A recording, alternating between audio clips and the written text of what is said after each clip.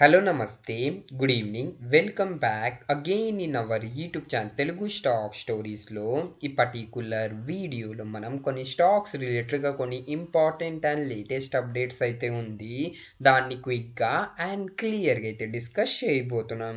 So stocks గురించి discuss చేసే ముందు ప్రెజెంట్లీ అయితే మార్కెట్ రిలేటెడ్గా కొన్ని ఇంపార్టెంట్ అప్డేట్స్ ఉంది అండ్ ఆ ఇంపార్టెంట్ అప్డేట్స్ని మనం ఈ వీడియోలో డీటెయిల్గా అయితే డిస్కస్ చేయబోతున్నాం. అండ్ దాంతోపాటు రేపు మన ఇండియన్ మార్కెట్ ఎలా ఉండొచ్చు దాని గురించి కూడా మాట్లాడదాం. సో ప్రెజెంట్లీ ఇక్కడ మీ స్క్రీన్ మీద చూడొచ్చు నిఫ్టీ 50 ఈ వీక్ వచ్చేసి 0.36% వరకు పడింది. అండ్ అదే సెన్సెక్స్ వచ్చేసి ఈ వీక్ 142 పాయింట్స్ ఫాల్ అయ్యి ఓవరాల్ 85,267 పాయింట్స్ దగ్గర అయితే క్లోజ్ అయింది. పర్సెంటేజ్ బై చూడొచ్చు ఓవరాల్ సెన్సెక్స్ ఈ వీక్ 0.17% వరకు పడింది. సో నిఫ్టీ అండ్ సెన్సెక్స్ ఇక్కడ మీరు చూడొచ్చు 0.5% కన్నా బిలోనే పడింది. బట్ మీ పోర్ట్ఫోలియో మీరు చూసినట్టయితే ఈ వీక్ కొంచెం గెయిన్ అయి ఉంటుందండి. And as compare to last week ఈ వీక్ మీ పోర్ట్ఫోలియోలో కొంచెం గెయిన్ అయితే కనపడి ఉంటుందండి. బట్ ఓవరాల్ లాస్ట్ మీరు ఒక 1 మంత్ నుంచి చూశారనుకోండి మీ పోర్ట్ఫోలియో పడుతూనే ఉందండి. అండ్ ఎందుకు పడుతుంది దీని వెనకాల ఒక మెయిన్ రీజన్ ఉందండి. అండ్ ఆ మెయిన్ రీజన్ ఏముందంటే presently Indian rupee against the US dollar continuously week అయితేనే పోతుందండి. ప్రెజెంట్లీ చూశారనుకోండి 1 యూఎస్డి ఇండియన్ రూపీస్లో ఇక్కడ మీరు చూడొచ్చు 90.58 దగ్గరికి అయితే రీచ్ అయిపోయిందండి. సో రూపీ వచ్చేసి డిప్రిషియేట్ అవుతుంది అండ్ అయితే యూఎస్ డాలర్ అప్రిషియేట్ అవుతుందండి. సో రూపీ వచ్చేసి ఆల్ టైమ్ లో దగ్గర అయితే ప్రెజెంట్లీ అయితే ఉందండి.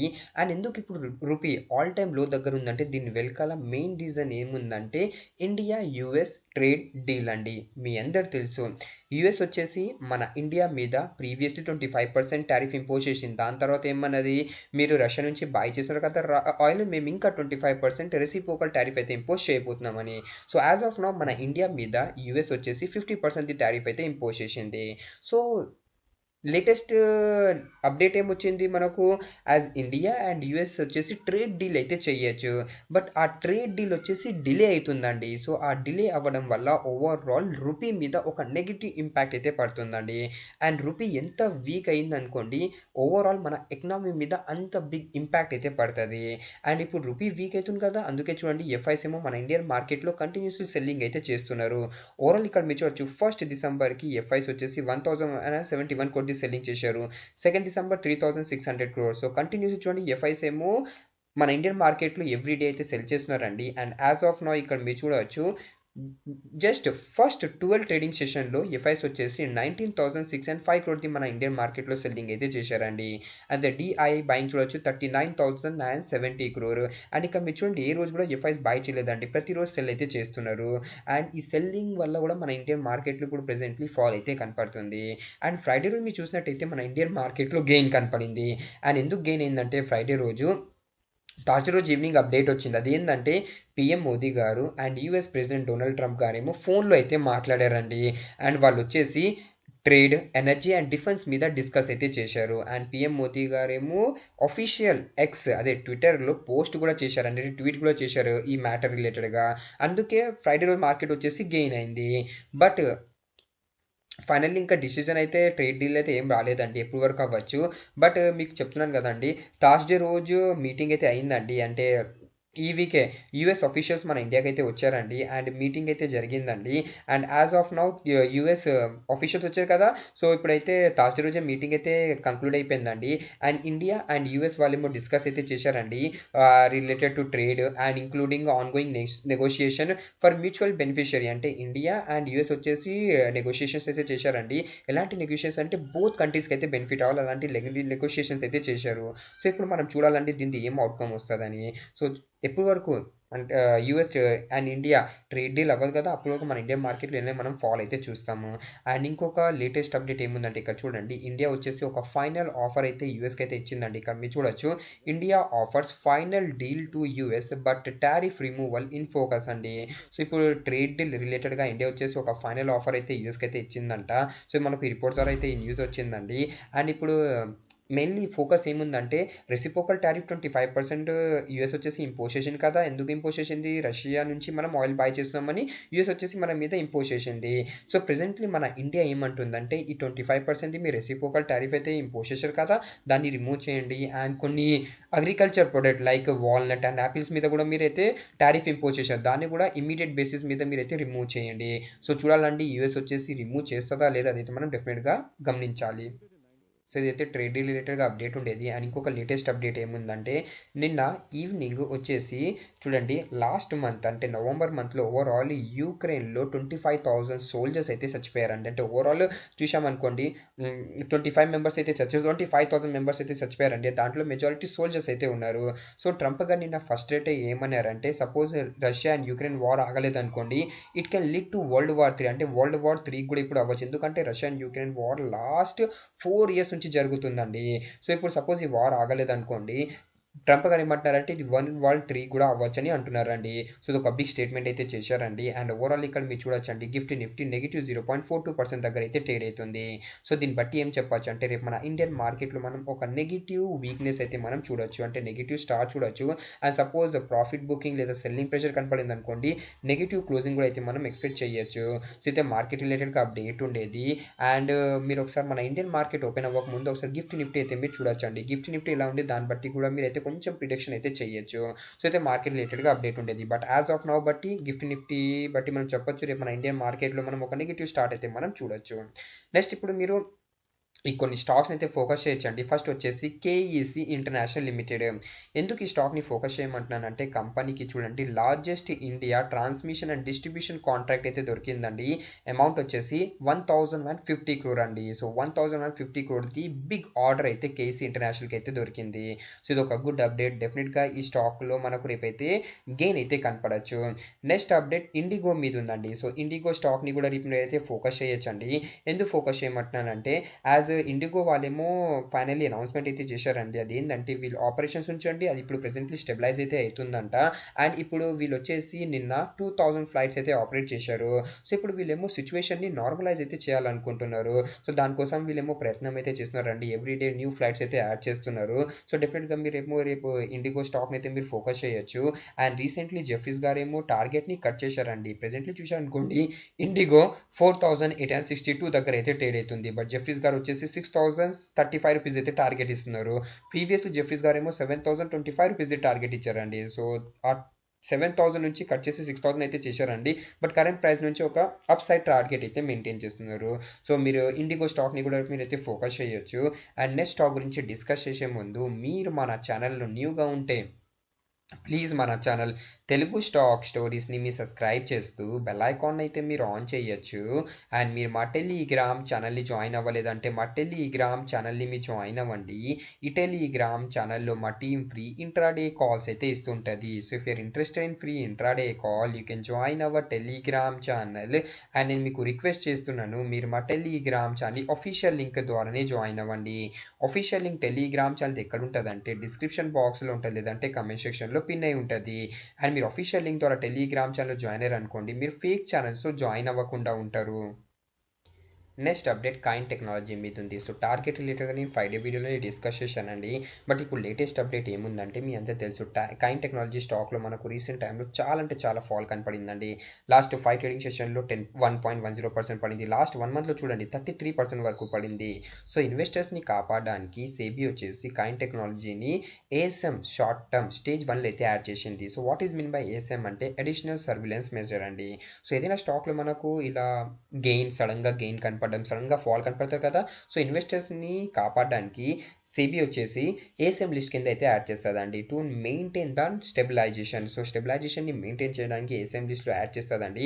అండ్ ఏఎస్ఎం లిస్ట్లో యాడ్ అయిపోయిన తర్వాత సేబీ వచ్చేసి ఆ కంపెనీని ఫోకస్ చేస్తుంది, అంటే చూస్తుంది ఏమైనా ఇర్రెగ్యులారిటీస్ కనపడుతుందా లేదా అని.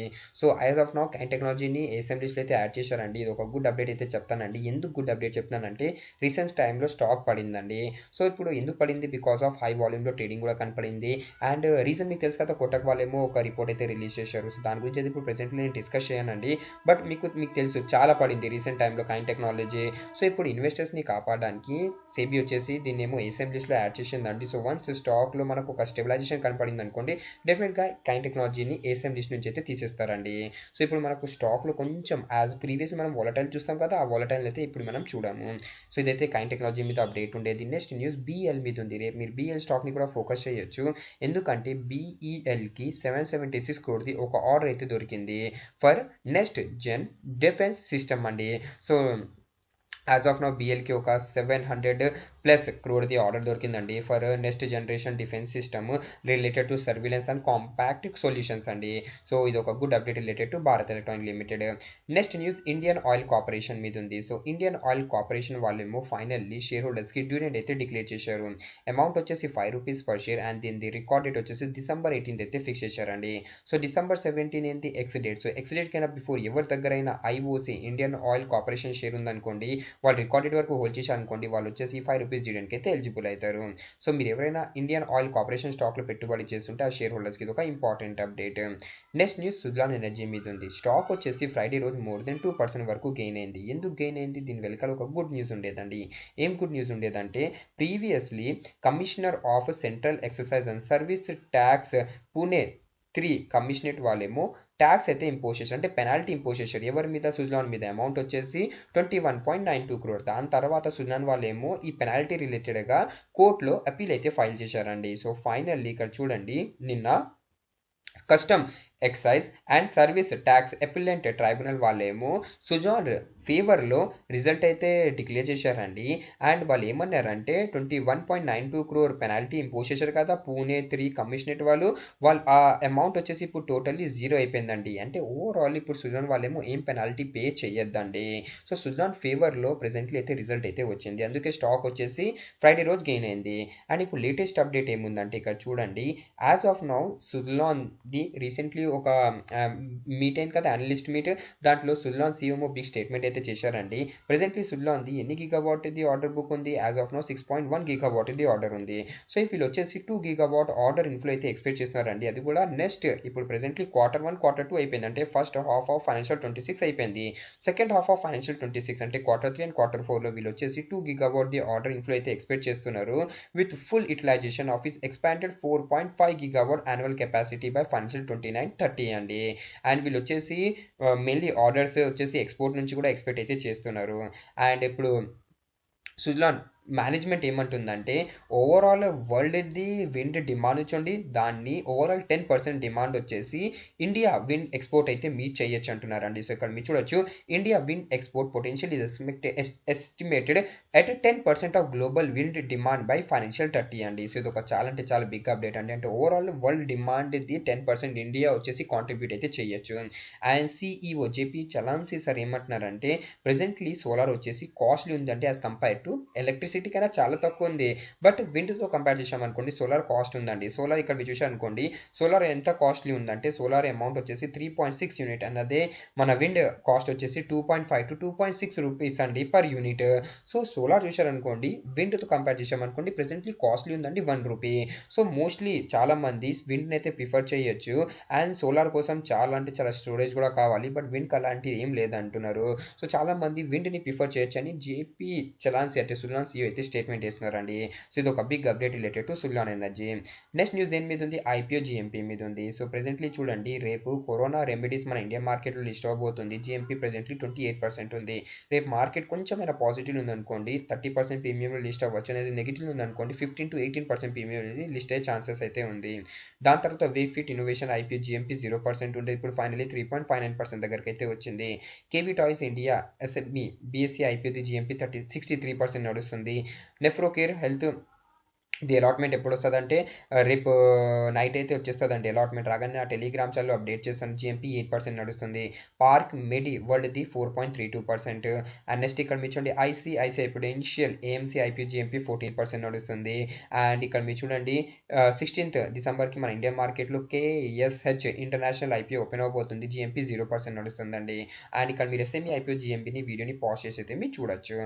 నెక్స్ట్ అప్డేట్ మన ఐపీఓ మీద ఉందండి. అండ్ ఐపీఓ దేని రిలేటెడ్ అంటే షిప్ రాకెట్ అంటే ఇది ఒక షిప్పింగ్ కంపెనీ అండి. అంటే ఏదైనా సపోజ్ ఎవరైనా ఇండివిజువల్గా ఒక షాప్ పెట్టుకున్నారు అండ్ వాళ్ళు ఏదైనా ప్రోడక్ట్ని కస్టమర్కి సప్లై చేయాలనుకుంటున్నారు అంటే డెలివర్ చేయాలనుకుంటున్నారు అంటే వాళ్ళైతే షిప్ రాకెట్ని అయితే ప్రిఫర్ చేయొచ్చండి. వీళ్ళు వచ్చేసి డెలివర్ అయితే చేసేస్తారండి ఆ ప్రొడక్ట్ని. అండ్ దీంట్లో పెద్ద పెద్ద కంపెనీస్ ఏమో ఇన్వెస్ట్మెంట్ అయితే చేసింది. ఎలాంటి పెద్ద పెద్ద కంపెనీస్ అంటే ఎటర్నల్ ఇన్వెస్ట్మెంట్ చేసింది, మాస్కెన్ కూడా ఇన్వెస్ట్మెంట్ చేసిందండి. సో ఈ షిప్ రాకెట్ వచ్చేసి DRHP ఫైల్ అయితే చేసిందండి ఫర్ 2342 crore IPO అండి. సో సపోజ్ సెబీ అప్రూవల్ దొరికేసింది అనుకోండి, షిప్ రాకెట్ ఐపీఓ మన ఇండియన్ మార్కెట్లో అయితే రావచ్చండి. అండ్ దాంట్లో డెఫినెట్గా ఎటర్నల్ వాళ్ళేమో ప్రాఫిట్ అయితే బుక్ చేయొచ్చు. సో ఓవరాల్ ఎటర్నల్కి అయితే ఇది బెనిఫిట్ అవుతుంది. అండ్ ఇప్పుడు ఎటర్నల్ రిలేటెడ్ ఇంకొక అప్డేట్ ఉందండి. అండ్ అప్డేట్ ఏముందంటే ఇక్కడ మీ ప్రెసెంట్లీ స్క్రీన్ మీద చూడొచ్చు, స్టాక్ వచ్చేసి మోర్ దెన్ 2% వరకు గెయిన్ అయింది ఫ్రైడే రోజు. అండ్ ఎటర్నల్ కంపెనీలో ఎవరైనా పెట్టుబడి చేస్తుంటే యాజ్ ఆఫ్ నో అనలిస్ట్ ఏమంటున్నారంటే స్టాక్ది 300 రూపీస్ ఒక స్ట్రాంగ్ రెసిస్టెంట్ ఉంది. అండ్ ఆ లెవెల్ బ్రేక్ అయింది అనుకోండి, అప్పుడే మనం స్టాక్లో 320 రూపీస్ వరకు అయితే మనం టార్గెట్ ఎక్స్పెక్ట్ చేయొచ్చు. డౌన్ సైడ్ పాయింట్ ఆఫ్ వ్యూలో 275 రూపీస్ ఒక స్ట్రాంగ్ సపోర్ట్ ఉందండి. లెవెల్ బ్రేక్ అయింది అనుకోండి, స్టాక్ వచ్చేసి 260 రూపీస్ వరకు కూడా పడే ఛాన్సెస్ అయితే ఉంది. సో మీరు ఎవరైనా లాంగ్ టర్మ్ కోసం ఈ కంపెనీలో పెట్టుబడి చేస్తుంటే డెఫినెట్గా హోల్డ్ అయితే చేయొచ్చు అని అనలిస్ట్ అయితే షేర్ చేస్తున్నారు. అండ్ అదే స్విగ్గీ రిలేటెడ్గా ఒక ఇంపార్టెంట్ అప్డేట్ వచ్చింది. స్విగ్గీ స్టాక్ మీరు చూసినట్టయితే ఫ్రైడే రోజు మోర్ దెన్ 3% వరకు గెయిన్ అయింది. ఎందుకు గెయిన్ అయింది? స్విగ్గీది QIP లాంచ్ అయింది కదా, అండ్ ఆ QIP వచ్చేసి ఫైనల్లీ ఫుల్లీ సబ్స్క్రైబ్ అయితే అయిపోయిందండి. అండ్ ఇక్కడ మీరు చూడొచ్చు QIP క్లోజ్ అయిపోయిన తర్వాత అనలిస్ట్ ఏమంటున్నారు దాని గురించి మాట్లాడితే, అనలిస్ట్ ఏమో డిఫరెంట్ టార్గెట్ అయితే షేర్ చేస్తున్నారండి. యాజ్ ఆఫ్ నో ఇక్కడ మీ స్క్రీన్ మీద చూడొచ్చు అనలిస్ట్ ఎవరంటే ఇక్కడ చూడండి, బూఫా బ్యాంక్ ఆఫ్ అమెరికా సెక్యూరిటీస్ వాళ్ళేమో స్విగ్గీ స్టాక్ని అప్గ్రేడ్ అయితే చేశారండి. ప్రీవియస్లీ న్యూట్రల్ రేటింగ్ ఇచ్చారు, దాన్ని ఇప్పుడు చేంజ్ చేసి బయింగ్ రేటింగ్లో అయితే కన్వర్ట్ చేశారండి with target of 490 rupees.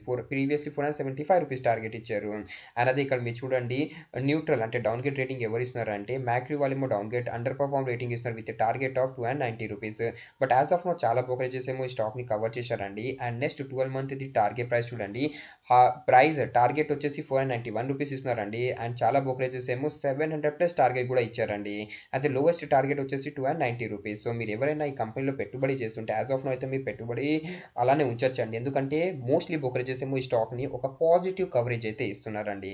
So Swiggy రిలేటెడ్గా ఇది ఒక ఇంపార్టెంట్ అప్డేట్ ఉండేది. నెక్స్ట్ న్యూస్ దేని మీద ఉందంటే ఎస్ బ్యాంక్ మీద ఉంది. ఎస్ బ్యాంక్ స్టాక్ మీరు చూసినట్టయితే ఫ్రైడే రోజు పడింది. ఎందుకు పడింది అంటే ఇక్కడ మీ స్క్రీన్ మీద చూడొచ్చు, Yes bank board option against retail head. అంటే రీటైల్ అంటే ఇప్పుడు రీటైల్ ఉంటుంది చూడండి, మన ఎస్ బ్యాంక్లో డిఫరెంట్ కేటగిరీస్ ఉంటుంది, మర్చెంట్ కేటగిరీ. సో దాంట్లో రీటైల్ కేటగిరీ చూడండి, రీటైల్ది హెడ్ని ప్రెజెంట్లీ అయితే తీయాలనుకుంటున్నారు. ఆయనకి ప్రెజెంట్లీ CEO చూడండి ప్రశాంత్ కుమార్ సార్, ఆయన CEO టర్మ్ మీద అయితే ఇప్పుడు ప్రెజెంట్లీ ఏం క్లారిటీ లేదంట. సో షార్ట్గా మాట్లాడితే ఏమైందంటే చూడండి, ప్రెజెంట్లీ ఇక్కడ మీ స్క్రీన్ మీద చూడొచ్చు యాజ్ ఆఫ్ నౌ ఇద్దరు ఫెమిలియర్ ఉన్నారండి. దేనికి ఫెమిలియర్ ఉన్నారు అంటే ఈ మ్యాటర్తో ఫెమిలియర్ ఉన్నారు. సో ఇప్పుడు డైరెక్ట్ ఎస్ బ్యాంక్ వాళ్ళు చెప్పలేదు, అంటే కొన్ని పీపుల్ ఫెమిలియర్ ఉంటారు కదా ఏదైనా కంపెనీ రిలేటెడ్గా, వాళ్ళైతే షేర్ చేశారండి. వాళ్ళ పేరైతే ఇప్పుడు ప్రెజెంట్లీ డిస్క్లోజ్ కాలేదు. అండ్ వాళ్ళు ఏం షేర్ చేశారంటే ఇక్కడ మీరు చూడండి, presently nomination of remuneration community has decided not to extend the tenure of Rajan Pental ఎవరైనా global head of retail banking. మీకు చెప్పాను కదా ఎస్ బ్యాంక్లో డిఫరెంట్ బ్యాంకింగ్ ఉంటుంది, మర్చెంట్ అండ్ అదే ఇన్స్టిట్యూషనల్ బ్యాంకింగ్. సో అలానే రీటైల్ బ్యాంకింగ్ ఉందండి. So retail banking global head ఎవరు, రాజన్ పెంటల్ అండి. సో ఈయన ఎప్పుడు జాయిన్ అయ్యారు, ఓవరాల్ 2015లోనే ఈ కంపెనీలో జాయిన్ అయ్యారు. దాని తర్వాత 2023లో ఈయనని ఎగ్జిక్యూటివ్ డైరెక్టర్ లాగా అయితే చేంజ్ చేశారండి. అండ్ 3-year టర్మ్ అయితే ఉందండి. అండ్ Feb 2026కి అంటే నెక్స్ట్ 2 monthsలో ఈయన టెన్యూర్ అయితే ఎండ్ అయిపోతుందండి. బట్ ఓవరాల్ ఈయనని రీటైల్ బ్యాంకింగ్ది గ్లోబల్ హెడ్ చేశారు కదా, అప్పుడు నుంచి ఓవరాల్ ఈ రీటైల్ బిజినెస్ వచ్చేసి లాస్లో పోతుందండి. 2023లో అపాయింట్ చేశారు. బట్ ఇక్కడ మీరు చూడొచ్చు ఫైనాన్షియల్ 2022-2023లో స్మాల్ ప్రాఫిట్ అయితే జనరేట్ చేసేది ఇది రీటైల్ బిజినెస్. బట్ దాని తర్వాత ఇక్కడ మీరు చూడండి ఆయన అపాయింట్ చేసిన తర్వాత 2024 ఫైనాన్షియల్ 24లో ఓవరాల్ లాస్కి వెళ్ళిపోయిందండి. వచ్చేసి ఇక్కడ చూడొచ్చు అమౌంట్ 9,726 crore. ఫైనాన్షియల్ 25లో 2,140 crore లాస్ అయితే వచ్చేసింది.